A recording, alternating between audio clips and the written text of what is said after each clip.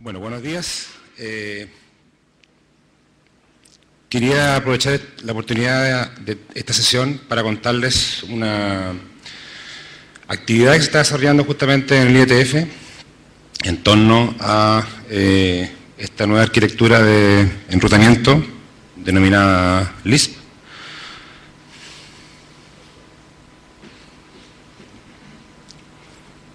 Y esta es una nueva arquitectura de enrutamiento que se está proponiendo y trabajando en el IETF, en donde la idea es incorporar una separación en la Internet de lo que viene siendo la identificación de los dispositivos, es decir, el quién hoy día que utilizamos en la Internet, con lo referente a su localización, que es como quien dice el dónde, ¿no? Es decir, hoy día en la Internet tenemos claramente una confluencia hoy día entre lo que se refiere a la localización de los dispositivos, es decir, dónde están ubicados, que hoy día básicamente eso lo hacemos utilizando la identidad de los dispositivos que son su direccionamiento IP. En ese sentido, la principal motivación de este nuevo mecanismo proviene de un fenómeno que se ha venido produciendo durante los últimos años, que es el crecimiento explosivo que viene presentando la tabla de enrutamiento IP. Sí. La tabla de enrutamiento IP, que a pesar de que ya se produjo un agotamiento importante de los bloques, ha venido sustantivamente creciendo, ya superamos los 350.000 prefijos, y el principal responsable hoy día de ese crecimiento es una realidad desde el punto de vista de enrutamiento que está resumida en ese dibujo, y que viene a mostrarnos que hoy día básicamente una gran cantidad de prefijos y explosión de prefijos que tenemos en la Internet se debe a la diseminación de los prefijos, a la atomización de los prefijos, que proviene ya sea en el caso de prefijos asignados en forma independiente a los proveedores o, como en el caso de la izquierda, en el caso donde los clientes obtienen prefijos delegados de los proveedores de servicio. En la mayoría de los casos, sobre todo las conectividades duales de los clientes finales, por el hecho de tener y aprovechar el encaminamiento de tráfico vía estas dos vías de conectividad, se produce esta atomización y aparición de prefijos menores, más detallados, que han incrementado claramente el crecimiento de la tabla de Internet.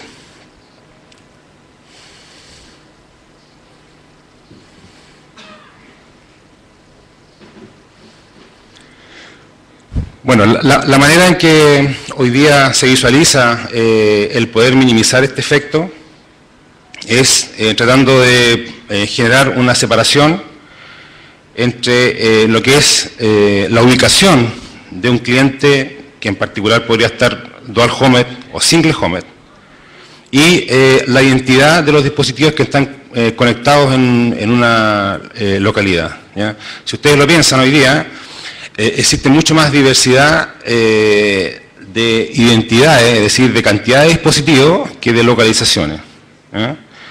Claramente en la Internet hoy día no existen 350.000 lugares distintos donde conectarse. De hecho, sistemas autónomos son muchos menos. Por lo tanto, la idea principal es decir, mantengamos en la Internet, bajo lo que se denomina el routing locator, lo que es la localización del dispositivo, y mantengamos en forma separada, de alguna manera haciendo una asociación, la identidad de los dispositivos con su direccionamiento IP, ¿cierto?, asociado de alguna manera al lugar donde están conectados.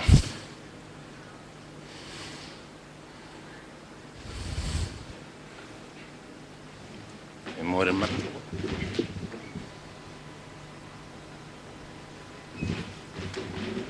Lo que se espera que la ventaja que se produzca, digamos, es eliminar de la tabla de Internet de hoy día todos aquellos prefijos que de alguna u otra manera podrían ser identificados no como diversidad de localización, sino que mantener, en este caso en particular, como los prefijos rojos, como elementos que identifican diversidad de localización, y generar una tabla separada, en este caso los prefijos verdes, que son identidades, siguen siendo IP, pero en realidad corresponden más bien a identificaciones de dispositivos finales, que pueden ser, obviamente siguen siendo prefijos, y que de alguna manera están asociados a lugares distintos a través de los cuales estos dispositivos están conectados a la Internet. Este es el principio fundamental de la separación entre identidad, los prefijos que están en verde, dispositivos finales,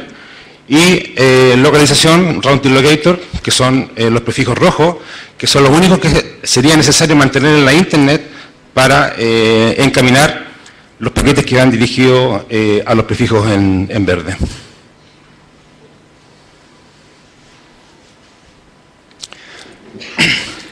La manera en que se interconectarían estos prefijos en verde, que se mantendrían en forma separada, al mantenerlos separados, y obviamente la Internet, al mantener una tabla de encaminamiento solamente sobre localizaciones, lo que habría que hacer para poder encaminar tráfico de identidades finales a través de una red que solamente conoce localizaciones, lo que propone este protocolo es un mecanismo de encapsulamiento denominado Lisp, en la cual todos estos paquetes IP que provienen de los dispositivos finales, las identidades, ¿cierto?, en verde, con el fin de poder ser encaminado a través de una red que solamente conoce la localización de ese dispositivo.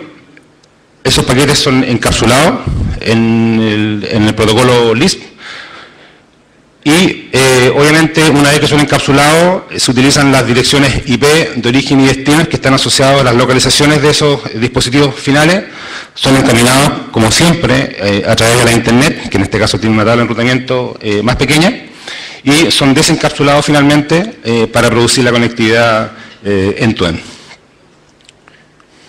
El encapsulamiento, en el caso de Lisp, de los paquetes IP originales de los EID, se realiza utilizando UDP y puede ser transportado ya sea sobre IP4 o sobre IP6. Y de la misma manera, el paquete encapsulado puede ser IP4 o IP6. ¿ya? La principal razón de usar UDP es para generar diversidad de puertas de origen. El puerto de destino definido para este propósito del 4341, y el puerto de origen sería un puerto que va teniendo diversidad, principalmente basado en el hash de los paquetes IP de origen, para ir produciendo obviamente diversidad, en el caso de existir diversidad de camino a través del encaminamiento sobre los routers de la Internet. En este contexto aparece entonces, basado en esta arquitectura, y teniendo en cuenta que los paquetes son encaminados y encapsulados bajo Lisp, aparecen entonces lo que se denominan los ingress tunnel router, que son los responsables de tomar estos paquetes EID y encapsularlos en paquetes con direccionamiento con Routing Locator, y de la misma manera aparecen los egress tunnel router, que son los responsables a su vez de desencapsular estos paquetes en su destino. Aquí se muestra un poco la operatoria. Tenemos un dispositivo S que quiere comunicarse con un servidor final que está ubicado en la red 3. Estos son prefijos que no están presentes en la tabla de enrutamiento de Internet, pero que tienen asociados localizaciones, en este caso multihoming, en prefijos 12 o en lugares identificados por dos direcciones IP ruteables en la Internet, 12.0.0.2 y 13.0.0.2, y lo que hace el router de ingreso, básicamente toma el paquete de entrada y lo encapsula en los correspondientes paquetes IP asociados a los locators de routing para los prefijos de destino EID. Bueno, probablemente ustedes se preguntarán a esta altura cómo sabe el router de ingreso, ¿cierto?, que el prefijo EID 300-24 está localizado efectivamente en 2 puntos ruteables de la Internet, en este caso identificados con 12002 y 13002. Bueno, esa información es la segunda parte de LISP, que corresponde al mecanismo responsable de generar un mapeo entre un prefijo EID no ruteable de la Internet y una dirección IP ruteable de la Internet, un router locator. Este mecanismo es algo similar a lo que hacemos hoy día en DNS, es decir, buscar una equivalencia entre un nombre y una dirección IP. En este caso sería la equivalencia entre un EID, un prefijo, y un router locator, una dirección IP ruteable a la Internet, bajo el cual podemos encapsular este paquete y rutearlo a través de prefijos conocidos. Para ese propósito, en el LISP se definen un esquema de mapping entre EID y router locator, y en ese contexto el ITR es responsable de mantener un cache de equivalencia entre EID y RLOC, y a su vez el ETR, que es el que tiene conectado el prefijo hacia el cual van a ir dirigidos paquetes encapsulados, es el responsable, por así decirlo, es el servidor autoritativo del prefijo y el que es responsable de realizar el anuncio del mapping entre un prefijo EID y un router locator. Bueno, estas bases de datos, ¿dónde se mantienen? Así como se mantienen la equivalencia entre nombre y dirección IP en los DNS, en el caso de LISP se introducen map server y map requester, que son servidores similares a los que encontramos hoy día en DNS, que mantienen efectivamente registros de equivalencias entre EID y router locator.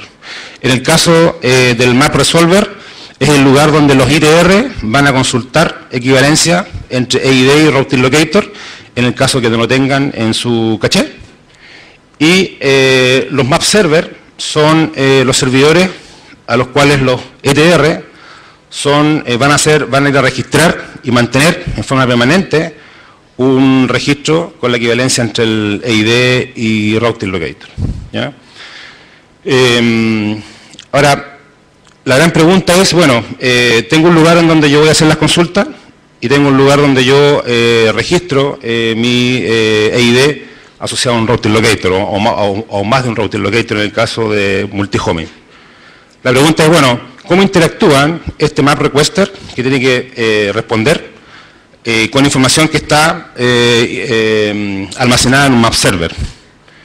Bueno, la manera de interactuar de estos dos elementos que sirven a los ITR y ETR respectivamente es a través de lo que se denomina una topología de enrutamiento paralela o superpuesta, si ustedes lo quieren, que está representada ahí en la figura por ese cuadradito que está arriba, que se denomina la topología alternativa,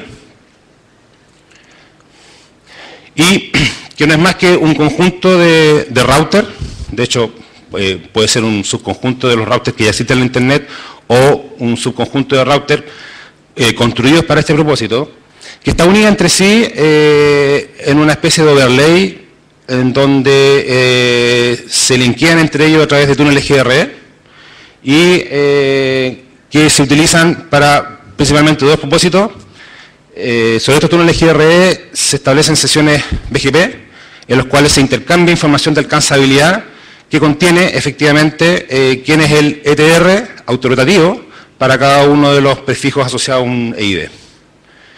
Y esta topología no solamente trabaja en el plano de control, también trabaja en el plano de forwarding, es decir, eventualmente cuando un map requester recibe un requerimiento de un mapeo de un ITR cuyo resultado no lo tiene o lo tiene que buscar, utiliza esta topología o esta topología de IP overlay para forwardear ya sea requerimientos, requests de resoluciones o eventualmente podría hasta forwardear un paquete LISP a través de esta topología construida por un conjunto de routers que están unidos por túneles GRE entre sí.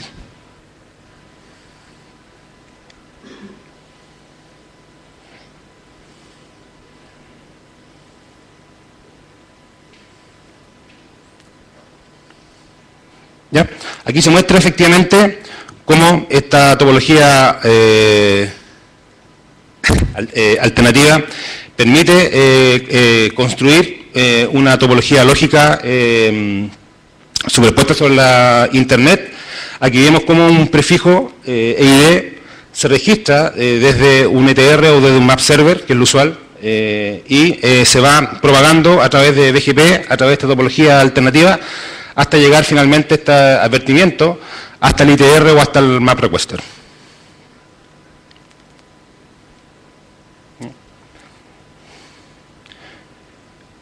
Ahí tenemos efectivamente una consulta que va viajando desde un ITR o desde un map requester. Esa consulta viaja a través de esta topología de túneles GRE y a través de la información recurrente del NetScope que se almacena en BGP, simplemente se va forwardeando hasta el map server o ITR autoritativo, donde se recibe esta consulta y se responde esa consulta directamente como una respuesta desde el map server al map requester o desde el ETR al ITR, dependiendo si el ITR o el ETR están participando o no efectivamente de la topología ALT. ¿Okay? Esto genera en definitiva una especie de estructura de varias capas para Lisp. Si ustedes ven, la primera capa está constituida por los routers ITR, ETR, la segunda capa está constituida por los map resolver y los map server, y finalmente el núcleo de la red Lisp está constituido por este conjunto de router ALT que están construidos sobre túneles GRE, en los cuales se intercambian información de alcanzabilidad de los EID a través de sesiones BGP. ¿Okay? Aquí vemos un ejemplo de un ETR registrando un prefijo EID.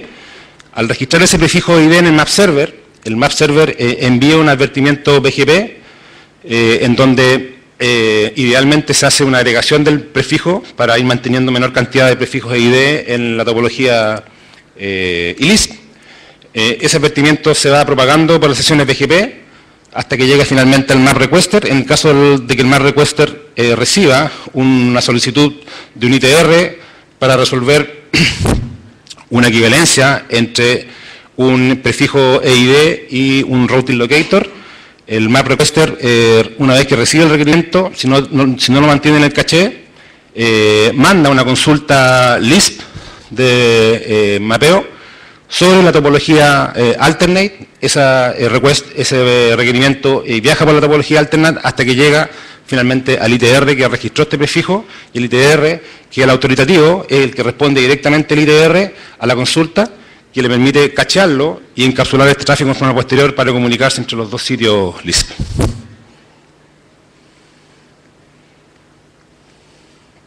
¿Okay? Por último, en la arquitectura Lisp se introducen lo que son los proxy ITR y proxy ETR, que son básicamente router ITR y ETR que permiten comunicarse a las redes Lisp, es decir, a aquellos dominios que no son ruteables nativamente en la Internet.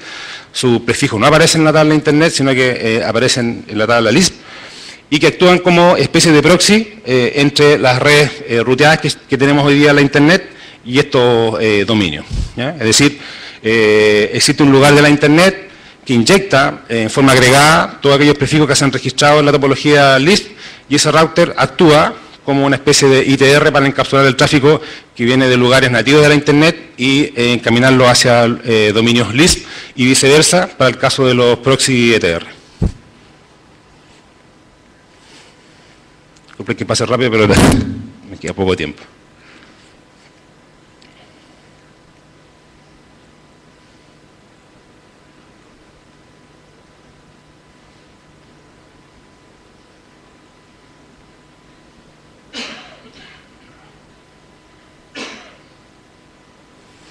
Bueno, en resumen, esta arquitectura propone efectivamente generar una separación entre el conjunto de prefijos de la Internet que existe hoy día, claramente identificamos que muchos de ellos corresponden a prefijos que más bien están dando cuenta de la identidad de un dispositivo, y otro conjunto de prefijos que dan cuenta del lugar donde se encuentra ese dispositivo. La idea es desacoplarlo. Eso va a permitir, no sé si reducir la tabla de Internet, pero por lo menos detener su crecimiento a través de esta arquitectura que hace esta clara separación entre quién y dónde. ¿Ya?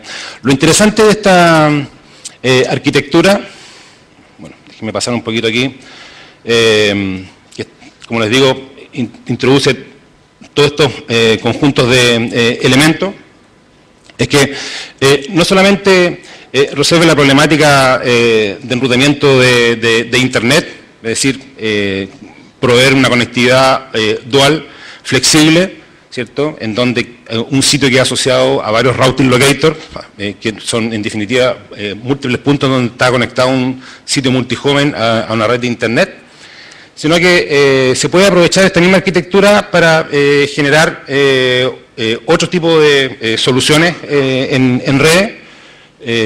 Aquí vemos obviamente el problema original de multihoming, ¿cierto? Simplemente mapeando un sitio a múltiples routing locators. Podemos pensar que también esta arquitectura nos podría servir para resolver el problema de la movilidad, es decir, en la medida en que podamos ir mapeando en forma dinámica un EID a distintos routing locators, podemos ir resolviendo la movilidad de una manera levemente distinta a la manera en que se resuelve hoy día. Y de hecho, como les voy a contar, digamos, en breve segundos ya a esta altura, ya se han ido proponiendo algunos esquemas en donde esta movilidad se plantea para ambientes de data center, ¿ya? En donde, como ustedes saben, lo que se requiere ahí es tener movilidad de virtual machine, y efectivamente el Lisp es uno de los elementos que se están incorporando para generar una solución para tener movilidad de una virtual machine con una MAC y un IP que se mueve desde un sitio de data center a otro para efectos de alta disponibilidad.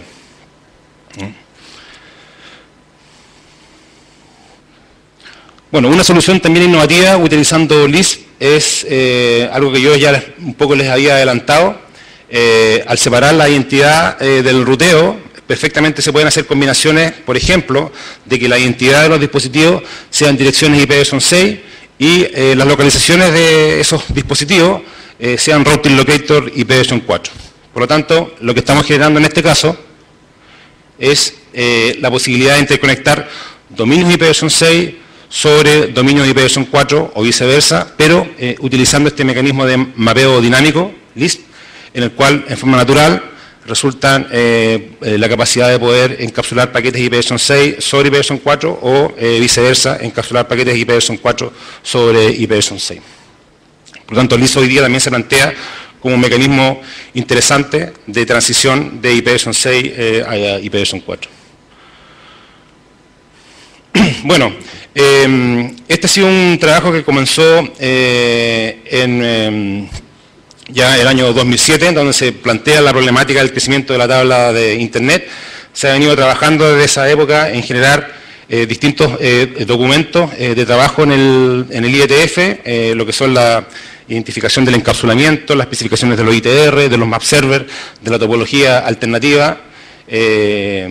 Aquí hay algunos, de hecho, no sé por qué quedó tan mal esto, referencia, no sé por qué quedó tan mal, disculpen, de los drafts que se vienen trabajando, y de hecho hay una red experimental, beta, con esta topología Lisp, que está funcionando principalmente asociada a cada institución de registro.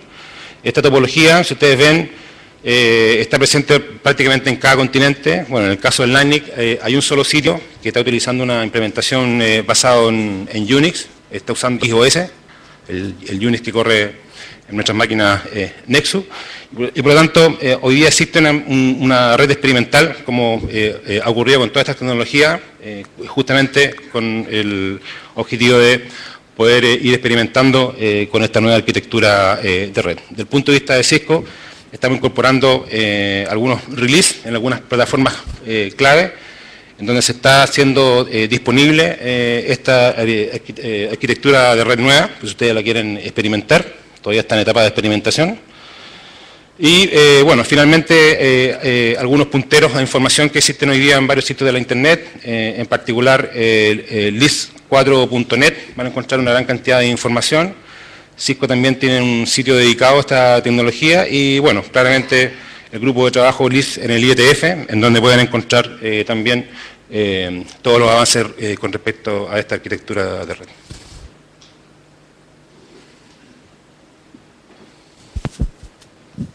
Gracias. Gracias, Hernán. ¿Hay alguna pregunta para Hernán? ¿Sí?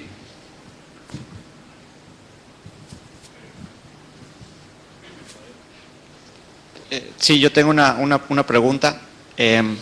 Debo confesar que he tratado un par de veces de leer los drafts y siempre los dejo a la mitad, entonces posiblemente la respuesta está allí. La primera pregunta es, no estamos moviendo nada más el problema de la default zone de BGP a los map servers, o sea, no es nada más, estamos cambiando el problema de un lugar a otro y el problema va a seguir existiendo.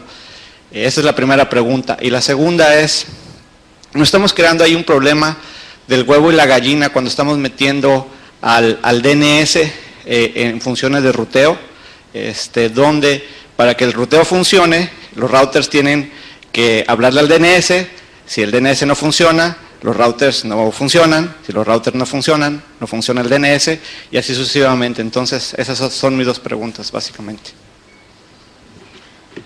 Ya, te contesto la segunda primero. Bueno, quizás el ejemplo que di tendió a confundir. La verdad que el router no conversa con el DNS sigue teniendo su función de mapeo de nombres a IP.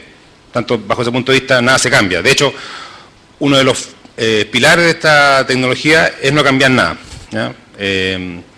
El router conversa con un map server, que no es el DNS, es un dispositivo creado para este propósito y por lo tanto lo que sí se agrega, por así decirlo, una cadena a la consulta, porque ya no solamente me sirve tener el mapeo del DNS, sino que ahora necesito el routing locator, ¿ya?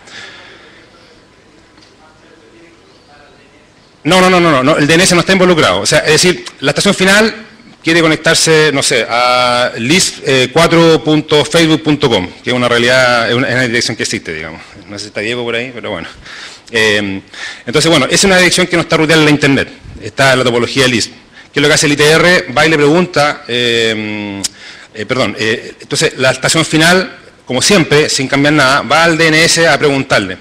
Y el DNS no sabe que esa dirección IP no está ruteada en la Internet, simplemente tiene una entrada como siempre. Facebook sigue registrando ese nombre a una dirección IP. La gran diferencia es que esa dirección IP no es ruteada en la Internet. Arturo, el micrófono, si puedes decir, por favor. Pero si el DNS no te responde, el DNS está caído, no puedes hacer esa resolución y tu ruteo no puede funcionar. Claro, pero eso pasa el mismo día, digamos. No, porque hoy en día los routers hablan BGP. Entonces el DNS puede no funcionar, puede estar caído el root del DNS y los routers siguen hablando BGP. No, pero si yo quiero llegar a Google y no tengo un DNS... Claro, pero hay al día de hoy no existe una dependencia de los routers con el DNS. Con LISP va a existir una dependencia de que el DNS tiene que estar funcionando para que el ruteo pueda funcionar. No. La parte del DNS no cambia en nada. Es decir, yo como estación final sigo necesitando el mapeo entre un nombre y una dirección IP. Eso no ha cambiado. No, pero... No hay una dependencia. Podemos platicar después porque... Ya. No, pero no, en definitiva no cambia nada. Es decir, desde el punto de vista de la estación final, yo siempre necesito una IP, mapear una IP a un nombre. Y eso, con LIFT o sin LIFT, siempre sucede. Si el DNS está caído, no me voy a poder nunca conectar ese IP. ¿Ya? Lo que cambia es que para alcanzar esa IP final, que en este caso es list4.facebook.com, ¿ya? Esa es una IP que no está ruteable directamente en la tabla global, ¿ya? Y que está en la topología list, ¿ya? Por lo tanto, lo que sí se introduce ahora es que para poder encaminar ese tráfico desde el ITR hacia el ETR, que está ubicado en este caso en Facebook, lo que yo tengo que hacer es saber qué routing locator está asociado a ese ID, ¿ya? Es como que yo quisiera llamar a un celular ¿cierto?, que está haciendo roaming.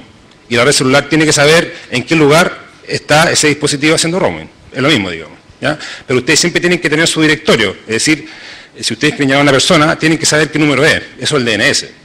Después será un problema de enrutamiento. El problema de enrutamiento es Lisp, pero el problema de no tener el directorio no es un problema de Lisp, digamos, ¿ya? Ahora, claramente, por lo tanto, no hay dependencia del DNS. Aquí no hay reglas cambiadas. Ahora, con respecto a tu primera pregunta, si nosotros estamos trasladando el problema de la gran cantidad de prefijos que corresponden a ID, desde la topología BGP global a la topología BGP alternate, la respuesta es sí y no. Es decir, efectivamente estamos viendo supuestamente una gran cantidad de prefijos, o por lo menos los crecimientos futuros podríamos potencialmente mover la topología alternativa, y en principio bajo ese punto de vista sería el mismo problema. Es decir, voy a particionar los prefijos, los 350.000 prefijos, voy a dejar 100.000 ruteables y 200.000 que son ID. Ahora, lo que se asume, y eso será parte, digamos, de lo que suceda en los próximos meses, años, si es que sucede, porque esto es todavía experimental, digamos. Lo que se asume en esta arquitectura es que se produce un grado importante de agregación de prefijos EID. Es decir, en el map server se supone que se registran los ETR que tienen asociados prefijos diseminados, por ejemplo, de la red 10 o de una red específica. Entonces el map server, en vez de anunciar prefijos específicos de la red 10, él debiera anunciar un 10/8. ¿Ya? Y ese map server en el fondo es el que conoce en definitiva bien quiénes son los ETR que son responsables de routing locator de prefijos más específicos de la red 10. Ahora, si eso va a suceder o no, bueno, ya vimos lo que pasó en la internet, la idea es que no suceda lo mismo en esta topología Lisp. Es por lo menos el principio. Hi, my name is Jeff Houston. Yo soy Jeff Houston y en un gráfico mostraste un gráfico que yo generé. Tengo muchas dudas y preocupaciones con Lisp, ya que generé este diagrama, ¿no? Lo que dijiste es que la motivación original es que la tabla de routing está creciendo, o enrutamiento está creciendo tan rápido. A ver, ¿qué nivel de crecimiento es demasiado para el sistema actual, para ustedes? O te lo voy a parafrasear de manera más fácil la pregunta. ¿Cuántos ruteos van a estar en la tabla de ruteo cuando los ruteadores de Cisco se caigan? A ver, ¿cuál es el problema que tratan de resolver? Porque todavía no lo puedo identificar. La pregunta es interesante, la que me estás planteando. ¿Querés la respuesta en inglés o en castellano? Es lo mismo. Para que la mayoría saque provecho de mi lenguaje nativo. Además que mi inglés tampoco no es muy bueno. Bueno, la pregunta es bastante interesante porque efectivamente el crecimiento de la tabla de Internet ha sido un problema, ¿ya?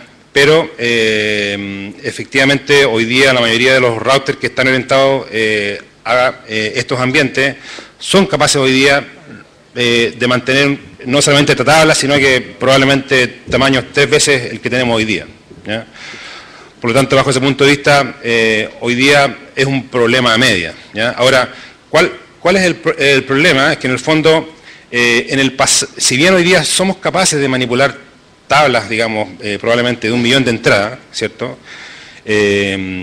Estamos hablando de igual una barrera que se produce de entrada para muchos clientes que claramente no cuentan hoy día con plataformas de esas características. Es decir, no todos los clientes hoy día tienen un CRS en sus manos, en donde pueden almacenar 1,5 millones de prefijos, 2 millones de prefijos.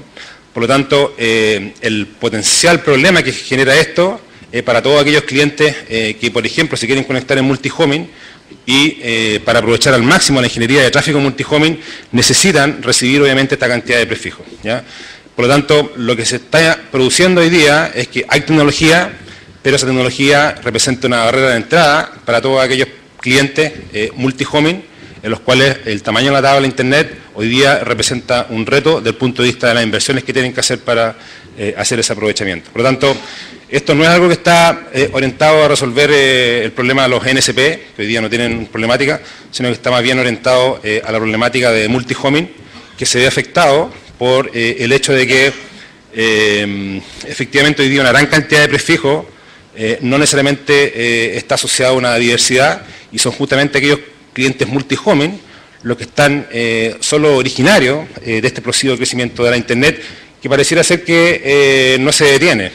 Muchos pensamos que el agotamiento de los prefijos IP4 iba a detener este crecimiento, pero ese gráfico efectivamente está mostrando que ese crecimiento no se ha detenido.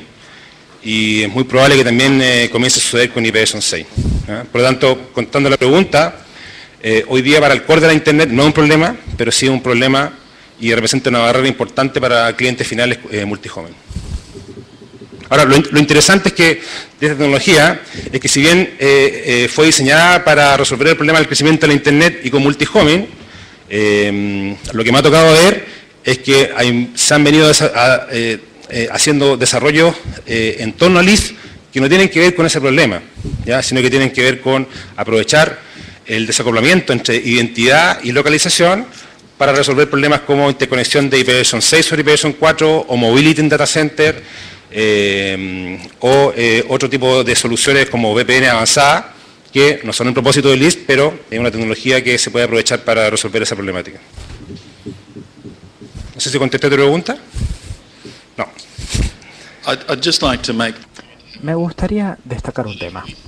Si nosotros pensamos que el ruteo o el enrutamiento hoy es algo que podemos llegar a costear, bueno, sí, la gente, los clientes multi-homing tal vez no pueden llegar a comprar el router más magnífico, pero si nosotros pensamos que hoy es accesible la tabla de enrutamiento, nosotros creemos que de hecho es así.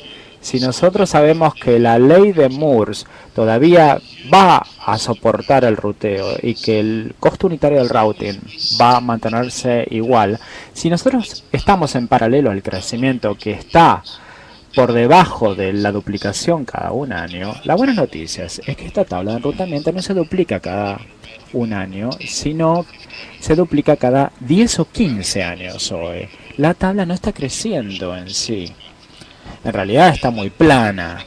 Si el ruteo es accesible hoy, entonces los equipos que van a usar van a utilizar para funcionar mañana y también pasado mañana. Entonces, cualquier fase que sea, porque BGP está en el futuro. Las buenas noticias que identificamos es que por lo menos tenemos una década de tecnología actual como para descifrar cuál va a ser el problema futuro. Porque francamente, el BGP todavía no se cayó y no parece que se va a caer pronto. Muchas gracias. Antônio Moreiras. Qual que é a sua visão sobre como o Lisp vai ser implementado na internet? Hablaste y las personas que trabajan hoy en día imaginan que eso va a ser una implementación generalizada, que todos van a pasar a utilizar Lisp. ¿Te parece que vamos a utilizar en casos específicos?